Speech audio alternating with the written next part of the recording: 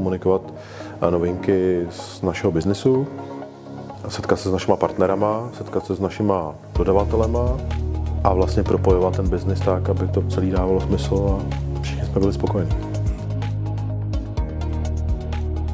My máme určitý okruh partnerů, kteří s náma rádi dělají biznis, přinášíme jim obchodní případy.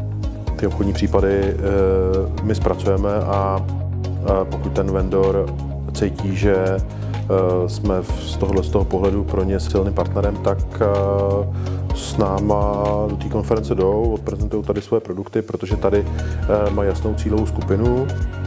Z pohledu odborníků jsou to ITáci, takže myslím si, že to je prostě opravdu o tom propojování toho biznesu, to, že se nám daří a to je asi to, proč to děláme s těma vendorama.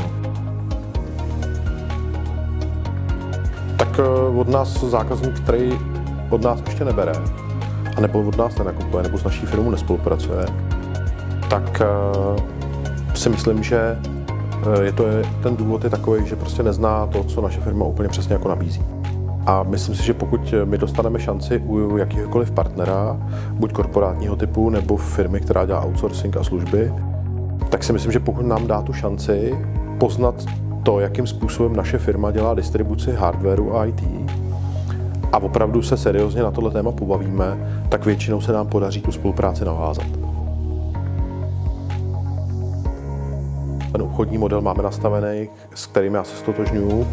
Obchodujeme seriózní komoditu, jsme seriózní firma, která opravdu si myslím, že dbá na to, aby ten náš klient byl opravdu spokojený a především dbáme na tu důležitost ve směru, kdy nám záleží, aby ten náš klient v rámci té naší spolupráce sám prosperoval.